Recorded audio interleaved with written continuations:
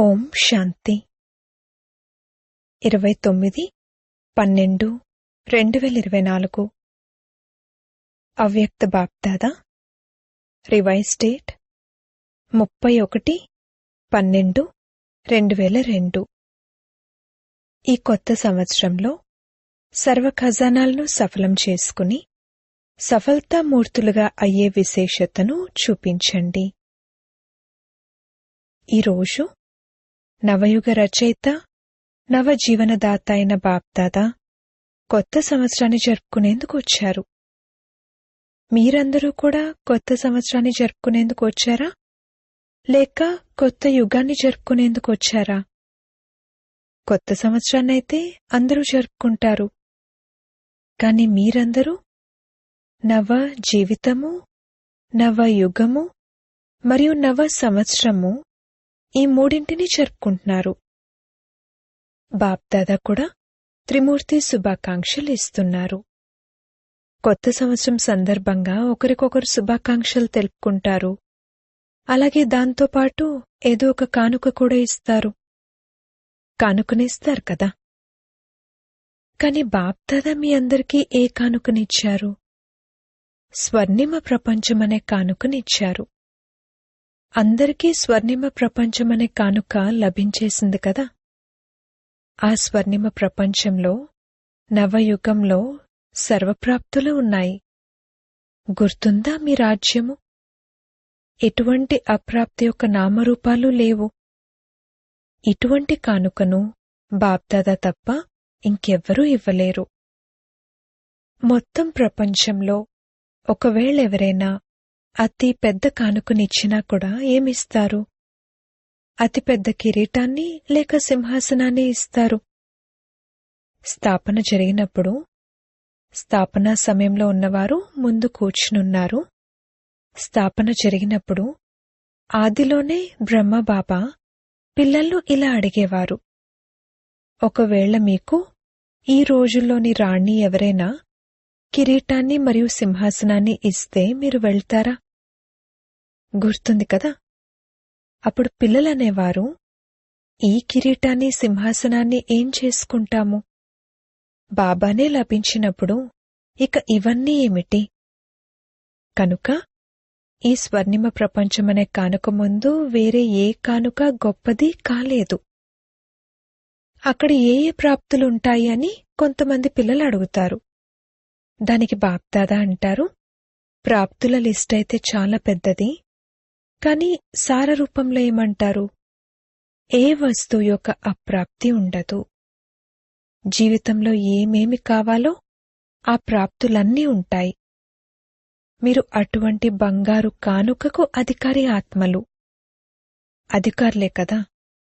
Double విదేశీయులు అధికారులేనా? చేతులూపుతున్నారు. అందరూ రాజులుగా అవుతారా? అయితే అన్ని సింహాసనాలు తయారు చేయవలసి ఉంటుంది.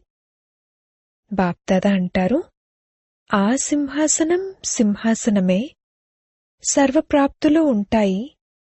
కాని ఈ సంగమయుగ స్వరాజ్యం దానికంటే తక్కువేమీ కాదు. మీరు ఇప్పుడు కూడా రాజులే కదా. మీరు ప్రజలా లేక రాయల్ కుటుంబం వారా? ఎవరు? నా ఒక్కొక్క బిడ్డ రాజా బిడ్డ అని నషాతో చెప్పగలిగే తండ్రి ఒక్కరే ఉన్నారు. మీరు రాజులు కదా. రాజయోగులా లేక ప్రజాయోగులా? ఈ సమయంలో అందరూ హృదయ సింహాసనాధికారి, స్వరాజ్యాధికారి, రాజా పిల్లలు. ఇంతటి ఆత్మిక నష ఉంటుంది కదా. ఎందుకంటే ఈ సమయంలోని స్వరాజ్యం ద్వారానే భవిష్యరాజ్యం ప్రాప్తిస్తుంది. ఈ సంగమయుగం చాలా చాలా చాలా అమూల్యమైనది, శ్రేష్టమైనది. సంగమయుగం గురించి బాప్దాదాకు మరియు పిల్లలందరికీ తెలుసు. చాలా సంతోషంతో సంగమయుగానికి ఏ పేరు పెట్టారు? ఆనందాలి యుగం. ఎందుకని? ఇక్కడ సంగమంలో ఉన్నంత ఆనందం మొత్తం కల్పంలో ఎప్పుడూ ఉండదు. కారణమేమిటి? పరమాత్మ మిలనం యొక్క ఆనందం మొత్తం కల్పంలో ఇప్పుడే లభిస్తుంది. సంగమయుగంలోని ఒక్కొక్క రోజు ఎలా ఉంటుంది? ఆనందమే ఆనందము. ఆనందముంది కదా? ఆనందముంది, అంతేకాని తికమకపడటం లేదు కదా? ప్రతిరోజూ ఉత్సవమే. ఎందుకంటే ఉత్సాహముంది. మీ సోదర సోదరీలందర్నీ పరమాత్మ తండ్రికి చెందినవారిగా తయారు చేయాలి అన్న ఉల్లాసము ఉంది, ఉత్సాహము ఉంది. సేవ చేయాలన్న ఉల్లాస ఉత్సాహాలుంటాయి కదా? ఇది చేయాలి, ఇది చేయాలి, ఇది చేయాలి అని ప్లాన్లు తయారు చేస్తారు కదా? ఎందుకంటే ఏదైనా శ్రేష్ఠ ప్రాప్తి లభిస్తున్నప్పుడు దానిని ఇతరులకు వినిపించకుండా ఉండలేరు. ఈ సంగమయుగ ప్రాప్తియే స్వర్ణిమ ప్రపంచంలో కూడా ఉంటుంది. ఇప్పటి పురుషార్థం యొక్క ప్రారబ్ధం భవిష్యత్తులోని స్వర్ణిమ ప్రపంచం. మరి సంగమయుగం బాగా అనిపిస్తుందా లేక సత్యుగం బాగా అనిపిస్తుందా? ఏది బాగా అనిపిస్తుంది? సంగమయుగం బావుంది కదా? కేవలం మధ్య మధ్యలో మాయ వస్తుంది. కొద్ది కొద్దిగా అప్పుడప్పుడు తికమకపడతారు. కొంతమంది పిల్లలు సహజ యోగాన్ని కష్టతరమైన యోగంగా తయారు చేసుకుంటారు. వాస్తవానికి అది కష్టమేమీ కాదు, కాని అలా తయారు చేసుకుంటారు. వాస్తవానికది చాలా సహజం. కష్టమనిపిస్తుందా? ఎవరికైతే కష్టమనిపిస్తుందో వారి చేతులెత్తండి. సదా కాదు కాని అప్పుడప్పుడు కష్టమనిపిస్తుందా? లేక సహజమేనా? ఎవరైతే కష్టపడే యోగులో వారు చేతులెత్తండి. మాతలు కష్టపడే యోగులా లేక సహజ యోగులా? ఎవరైనా కష్టపడే యోగులున్నారా? ఎవరూ చేతులెత్తటం లేదు. మొత్తం సభ మధ్యన చేతులెలా ఎత్తుతారు? పిల్లలందరూ మేరా బాబా, నా బాబా అని నాషాతో అంటారు. నా బాబానా లేక దాదీల బాబానా? నా బాబా కదా. మొదట నా బాబా అని ప్రతి ఒక్కరూ అంటారు. అంతేనా? సింధు దేశం వారందరూ కూర్చునున్నారు కదా. నా బాబానా లేక జానకి దాదీ బాబానా? ప్రకాశ్మణి దాదీ బాబానా? ఎవరి బాబా? నా బాబాయేనా? మొత్తం రోజంతట్లో ఏం గుర్తుంటుంది? మేరా, నా అనేదే కదా. బాబా అంటారు, ఇది చాలా సహజయుక్తి. ఎన్నిసార్లు మేరా మేరా, నా నా అనంటారు? మొత్తం రోజంతట్లో ఎన్నిసార్లు నా అన్న పదాన్ని ఉపయోగిస్తారు? ఒకవేళ లెక్క పెట్టినట్లయితే చాలాసార్లు నా అన్న పదాన్ని ఉపయోగిస్తారు. నా అన్న పదాన్ని ఉపయోగించినప్పుడు నా అని అనబడేవారెవరు? నా బాబా. కష్టమా? అప్పుడప్పుడు మర్చిపోతారా? బాప్దాదా ఏమీ కొత్త మాట చెప్పటం లేదు. నేను మరియు నాది అనే పదాలను ఎప్పుడూ కార్యంలో ఉపయోగిస్తూనే ఉంటారు. మరి నేను ఎవర్ని మరియు నా వారు ఎవరు? చాలామంది పిల్లలు కష్టమైన పురుషార్థాన్ని ఎందుకు చేస్తారు? కేవలం బిందు ఎదురుగా రావాలి అని అనుకుంటారు. బిందు బిందు బిందు అని అనుకుంటారు. కాని బిందు జారిపోతుంది. బిందువే, కాని ఎటువంటి బిందువు? నేను ఎవర్ని? ఈమె స్వమానాన్ని స్మృతిలోకి తెచ్చుకోవటం ద్వారా రమణీక పురుషార్థం అవుతుంది. కేవలం జ్యోతిర్బిందు అంటే కష్టమైపోతుంది. సహజ పురుషార్థాన్ని, ఆనందం కల పురుషార్థాన్ని చేయండి. ఈ కొత్త సంవత్సరంలో పురుషార్థం కూడా శ్రేష్టంగా ఉండాలి. కాని శ్రేష్టంగా ఉండటం కంటే ముందు సహజంగా ఉండాలి. సహజంగా కూడా ఉండాలి మరియు శ్రేష్టంగా కూడా ఉండాలి. ఇది వీలవుతుందా? రెండు కలిపి వీలవుతుందా? డబల్ విదేశీయులు చెప్పండి, వీలవుతుందా? మరి బాప్దాదా చూస్తారు. బాప్దాదా అయితే చెక్ చేస్తూ ఉంటారు కదా. అయితే కష్టపడే యోగులుగా ఎవరెవరవుతారు? సహజయోగి అంటే నిర్లక్ష్యపు పురుషార్థం ఉండడమని కాదు. పురుషార్థం శ్రేష్టంగా కూడా ఉండాలి, మరియు సహజంగా కూడా ఉండాలి. మరి పాండవులు సహజయోగులేనా? ఎవరైతే సహజయోగులో వారు చేతులెత్తండి. టీవీలో వస్తోంది చూడండి. అభినందనలు. ఈ సంవత్సరం ఎవరి ముందుకు ఏ కష్టమూ రాదు. ఎందుకంటే సహజయోగులు. నిర్లక్ష్యం కలవారిగా అవ్వద్దు. సమయమనుసారంగా ఈ కొత్త సంవత్సరంలో అందరూ విశేషంగా ఈ లక్ష్యాన్ని పెట్టుకోవాలి. ఏ ఖజానాలైతే ప్రాప్తించాయో, సమయం, సంకల్పాలు, గుణాలు, జ్ఞానం, శక్తులు, అన్నింటికంటే పెద్ద ఖజానా సంకల్పాలు. శ్రేష్ఠ సంకల్పాలు, శుద్ధ సంకల్పాలు. ఈ ఖజానాలన్నింటినీ ప్రతిరోజు సఫలం చేసుకోవాలి. బాగా పంచండి. దాతా పిల్లలు మాస్టర్ దాతలుగా అవ్వండి. బాగా పంచండి. ఎందుకని? సఫలం చేయటం అనగా సఫలతను ప్రాప్తి చేసుకోవటం. కావున ఈ సంవత్సరం యొక్క ఈ విశేషతను సదా నిలుపుకోండి.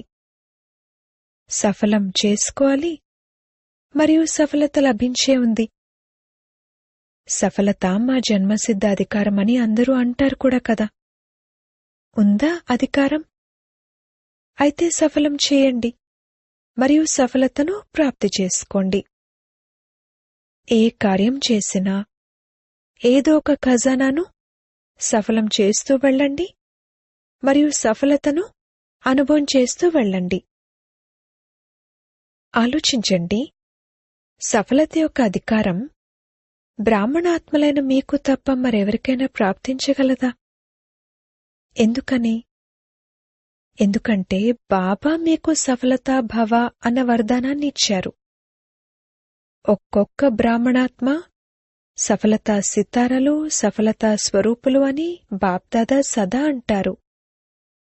సఫలతా సితార్లు కదా, లేక కష్టపడే సితారలా? బాప్దాదా పిల్లలందరినీ సఫలతా సితారలు అన్న ఈ స్వరూపంలోనే చూస్తారు. బాప్దాదా ఆదిలో ఎంత సమయంలో అంతా సఫలం చేశారో గుర్తుందా? అంతిమం వరకు తమ సమయాన్ని సఫలం చేసుకున్నారు. కర్మాతీతంగా కూడా అయిపోయారు. అయినా కూడా ఎన్ని ఉత్తరాలు రాశారు? సమయాన్ని సఫలం చేసుకున్నారు కదా. చివరి రోజు కూడా నోటి నుండి మహావాక్యాలు ఉచ్చరించారు.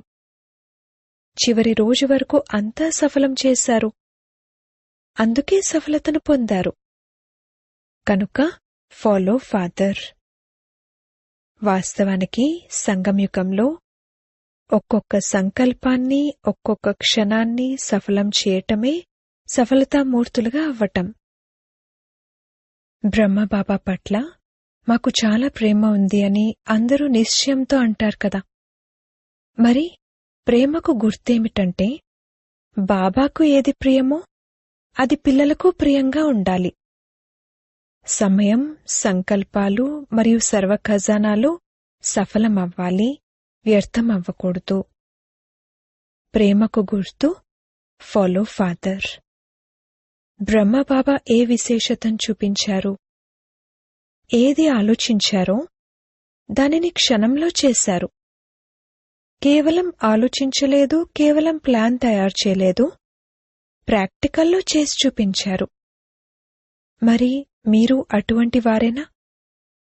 బాబాను ఫాలో చేసేవారే కదా. మంచిది. ఈరోజు కొత్త సంవత్సరాన్ని జరుపుకునేందుకు చాలామందే వచ్చారు. మంచిది. ఒకవేళ హాల్ చిన్నదైపోయినా కాని మనసైతే పెద్దదే కదా. చూడండి, మనసు పెద్దది కావున ఇందులో ఇమిడిపోయారు కదా. ఈరోజు సభలో 18-19 వేల మంది సోదరీ సోదరులు కూర్చునున్నారు. బయట కూర్చునున్నవారంతా కూడా వింటున్నారు కదా. బయట కూర్చునున్నవారు వింటున్నారు, వారు కనిపించరు. బాప్దాదా విన్నారు, విదేశాల్లో అందరికంటే ఎక్కువగా ఆస్ట్రేలియా వారు రాత్రి 12 గంటలకు కూర్చుని వింటారు మరియు 4 గంటలకు అమృతవేళ చేసి లేస్తారు. కావున బాప్దాదా కూడా ఈరోజు ఆస్ట్రేలియా వారిని గుర్తు చేసుకున్నారు. వింటున్నారు. ఇక్కడున్న ఆస్ట్రేలియా వారు చేతులెత్తండి. త్రిమూర్తి శుభాకాంక్షలు మొదట ఆస్ట్రేలియా వారికి, ఆ తర్వాత అందరికీ.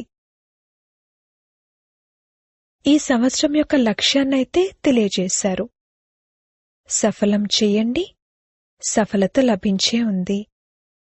దీనిని అందరూ పక్కా చేసుకున్నారా? సఫలం చేయాలి, వ్యర్థం కాదు. సంగమయుగం, సమర్థయుగం, సఫలతాయుగం. వ్యర్థంగా పోనిచ్చేది కాదు. వ్యర్థం యొక్క 63 జన్మలు సమాప్తమైపోయాయి. ఇప్పుడు ఈ చిన్నపాటి యుగం సఫలం చేసుకునే యుగం. ఒకవేళ సమయాన్ని సఫలం చేసుకుంటే భవిష్యత్తులో కూడా అర్ధకల్పంలో పూర్తి సమయం రాజ్యాధికారులుగా అవుతారు. ఒకవేళ అప్పుడప్పుడు సఫలం చేసుకుంటే రాజ్యాధికారులుగా కూడా అప్పుడప్పుడు అవుతారు. సమయం సఫలమైనందుకు ప్రారబ్ధం ఇది. శ్వాసను సఫలం చేసుకుంటూ ఉంటే 21 జన్మలు ఆరోగ్యంగా ఉంటారు. నడుస్తూ నడుస్తూ గుండె ఆగిపోదు. కొందరికి గుండె ఆగిపోతుంది, కొందరికి రక్తనాళాలు మూసుకుపోతాయి. అలా జరగదు. జ్ఞాన ఖజానాను కూడా సఫలం చేసుకోండి. జ్ఞానమంటే అర్థం వివేకం. అక్కడ ఎంతటి వివేకవంతులుగా అవుతారంటే ఇక మంత్రుల అవసరమేమీ ఉండదు. ఈ రోజుల్లో చూడండి, ప్రమాణ స్వీకారం చేయగానే వెంటనే మంత్రిమండలిని తయారు చేస్తారు. అక్కడ సహచరులుంటారు, కాని మంత్రులుండరు. రాయల్ ఫ్యామిలీలోని ప్రతి ఒక్కరూ దర్బార్లో కూర్చునే కిరీటదారులుగా ఉంటారు. రాయల్ ఫ్యామిలీ వారు తక్కువైన వారు కారు. వారు సింహాసనంపై కూర్చోకపోయినా సరే పదవి అయితే ఒకేలా ఉంటుంది. అందుకే సింహాసనాధికారులుగా కొద్దిమంది అవుతారు కదా అని ఇలా ఆలోచించకండి. మీ తలపై కూడా కిరీటం ఉంటుంది మరియు మీకు పూర్తి అధికారాలు ఉంటాయి. మరి ఎవరిగా అవుతారు? నంబర్ 1 గానా లేక నంబర్ వారుగానా? ఎవరిగా అవుతారు? నంబర్ వారుగా అవుతారా లేక నంబర్ 1గా అవుతారా? మరి ఏం చేయాల్సి వస్తుందో తెలుసా? ధైర్యాన్ని చూపించారు, ఇది చాలా మంచిది. కాని 1 నంబర్ వారిగా అయ్యేందుకు ముందు విన్ అవ్వాల్సి ఉంటుంది. అవుతున్నారు కదా? చేస్తాము అని ఇలా అనటం కాదు, చేస్తున్నాము అనాలి. ఇతరులు కూడా వింటున్నారు. ఈరోజు సింధ్ ప్రాంతంలోని పాతవారు బ్రహ్మబాబా సహచరులు చాలామంది వచ్చారని విన్నాము. చేతులెత్తండి. చిన్నపిల్లలు లేచి నిలబడండి. కుటుంబాలే వచ్చాయి. మంచిది. ఏదైనా అద్భుతాన్ని చూపిస్తారు కదా? ఏం చూపిస్తారు? సందేశాన్ని ఇస్తాము అని వారు జవాబిచ్చారు. అదైతే చేస్తూనే ఉన్నారు. అచ్చా, 38 మంది వచ్చారు. మరి ఏ అద్భుతాన్ని చేస్తారు? సరే, ఎక్కువేమీ చెప్పము, చిన్న విషయాన్ని చెప్తాము. చేయడానికి సిద్ధంగా ఉన్నారా? పిల్లలు కూడా అద్భుతం చేస్తారు కదా? 38 లక్షల మందిని తయారు చేస్తాము అని వారు జవాబిచ్చారు. దీనికి 10 రెట్లు అభినందనలు. కాని మీరైతే చాలా ఎక్కువ చెప్పారు గాని బాప్దాదా చిన్న విషయం చెప్తున్నారు. అదేంటంటే, మీరు ఒక్కొక్కరిని తీసుకురండి. తీసుకొస్తారా? ఒకరిని తీసుకురండి. పిల్లలైతే పిల్లలను తీసుకురండి. మాతలైతే సోదరులను లేక సోదరీలను తీసుకురావాలి. కాని ఒక్కొక్కరిని తీసుకురావాలి. ఈ గ్రూప్ను చూడండి. మీరు వీరికి గైడ్ చేయండి. మరుసటి సంవత్సరానికి తీసుకునే రావాలి. డబల్ గ్రూప్ను తీసుకుని రావాలి.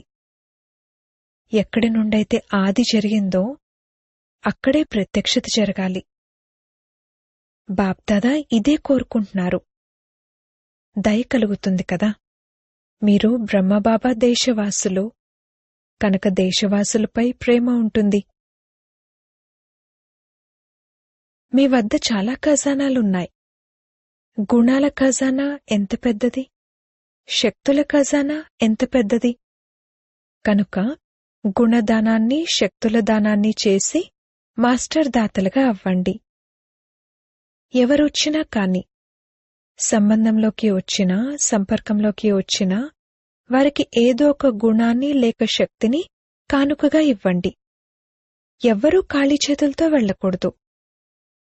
వేరే ఏమీ లేకపోయినా కాని బాబా సందేశం యొక్క మధురమైన మాటలైనా ఆ మధురమైన మాటలనైనా కానుకగా ఇవ్వండి. ప్రపంచంలోని వారు ఏదైనా ఉత్సవం జరిగితే ఒకరికొకరు నోరు తీపి చేసుకుంటారు. కాని బాప్దాదా అంటున్నారు, నోటినైతే తీపి చేయవలసిందే, కాని మీ మధురమైన ముఖాన్ని కూడా చూపించాలి. కేవలం నోటిని తీపి చేయటం కాదు, ముఖాన్ని కూడా మధురంగా చేసుకోవాలి. అంతటి మధురత జమాయి ఉంది కదా. దానిని పంచుతూ ఉన్నా కూడా అది నిండుగా ఉండాలి. అంతేకాక ఈ ఖజానాలనైతే ఎంతగా పంచుతారో అంతగా పెరుగుతాయి, తక్కువ అవ్వవు. కనుక ఈ సంవత్సరం ఇది నోట్ చేసుకోండి. ఏ ఆత్మ వచ్చినా సరే వారికేమైనా ఇచ్చారా? ఒకవేళ వారు వినేవారు కానట్లయితే మధురమైన శక్తిశాలి దృష్టి ఇవ్వండి. కాని ఇవ్వటమైతే తప్పకుండా ఇవ్వండి. వారు ఖాళీగా వెళ్లకూడదు. ఇది సహజమే కదా, లేక కష్టమా? అచ్చా, ఒక్క క్షణంలో మనసు యొక్క డ్రిల్ గుర్తుందా? ప్రతి ఒక్కరూ మొత్తం రోజంతట్లో ఎన్నిసార్లు ఈ డ్రిల్ చేస్తారో ఇది నోట్ చేసుకోండి. ఈ మనసు డ్రిల్ను ఎన్నిసార్లు చేస్తే అంతగానే సహజయోగులుగా సరళయోగులుగా అవుతారు. ఒకవైపు మనసా సేవ, మరొకవైపు మనసా ఎక్సర్సైజ్. ఇప్పుడిప్పుడే నిరాకారి, ఇప్పుడిప్పుడే ఫరిష్తా. బ్రహ్మబాబా ఫరిష్తాలైన మిమ్మల్ని ఆహ్వానిస్తున్నారు. ఫరిష్తాలుగా అయి బ్రహ్మబాబాతో పాటు మీ ఇంటికి నిరాకార రూపంలో వెళ్ళాలి, ఆ తర్వాత దేవతగా అవ్వాలి.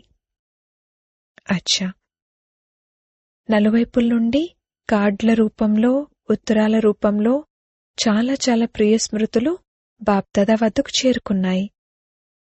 పిల్లలు ప్రతి ఒక్కరూ నా స్మృతిని బాబాకి ఇవ్వండి అనే కోరుకుంటారు అన్నది బాప్దాదాకు తెలుసు. అందరిదీ లభించింది. ప్రియ స్మృతుల్నిచ్చే చాలా ప్రియమైన పిల్లలు బాప్దాదా ఎదురుగా ఉన్నారు. అందుకే బాప్దాదా అంటున్నారు, పిల్లలు ప్రతి ఒక్కరూ తమ తమ పేరు సహితంగా అభినందనలను మరియు హృదయపూర్వకమైన ఆశీర్వాదాలను స్వీకరించండి. మీ అందరికీ కూడా నవ జీవితం, నవయుగం మరియు నవ సంవత్సరం సందర్భంగా చాలా చాలా పదమాల పదమాల పదమాల పదమాల రెట్లు అభినందనలు మరియు హృదయపూర్వకమైన ఆశీర్వాదాలు, ప్రియ స్మృతులు మరియు నమస్తే. బాప్దాదా పిల్లలందరికీ కొత్త సంవత్సర శుభాకాంక్షలను ఇలా తెలిపారు. నలువైపులా ఉన్న చాలా మధురమైన, చాలా ప్రియమైన పిల్లలకు పదమాల పదమాల రెట్ల కొత్త సంవత్సర శుభాకాంక్షలు. గడిచిపోయిన ఈ క్షణం వీడ్కోలు మరియు శుభాకాంక్షల క్షణం. ఒకవైపు వీడ్కోలు ఇవ్వాలి. స్వయం సంపన్నంగా అవ్వటంలో ఏ లోటునైతే అనుభవం చేస్తున్నారో దానికి వీడ్కోలు. దానికి సదా కొరకు వీడ్కోలు ఇవ్వండి. మరియు ముందుకు ఎగిరేందుకు అభినందనలు, అభినందనలు, అభినందనలు, అభినందనలు. అచ్చా, ఓం శాంతి. వరదానము: స్మృతిని అనుభవం అనే స్థితిలో స్థితిపరిచే నంబర్ 1 విశేషాత్మ భవ. విశేష ఆత్మలమైన మేము నంబర్ 1గా అవ్వాలి అని బ్రాహ్మణాత్మలందరిలోనూ సంకల్పం ఉంటుంది. కాని సంకల్పం మరియు కర్మల మధ్యన ఉన్న తేడాను సమాప్తం చేయడానికి స్మృతిని అనుభవంలోకి తీసుకురావాలి. ఏ విధంగా విన్నవి తెలుసుకున్నవి గుర్తుంటాయో అదేవిధంగా స్వయాన్ని ఆ అనుభవం యొక్క స్థితిలోకి తీసుకురావాలి. దీని కొరకు స్వయం మరియు సమయం యొక్క మహత్వాన్ని తెలుసుకుని మనసు మరియు బుద్ధిని ఏదో ఒక అనుభవం యొక్క సీట్పై సెట్ చేసుకున్నట్లయితే నంబర్ 1 విశేషాత్మగా అవుతారు. స్లోగన్: చెడు విషయాలలో ఈర్ష్యపడడం మాని మంచి విషయాలలో రేస్ చేయండి. ఓం శాంతి.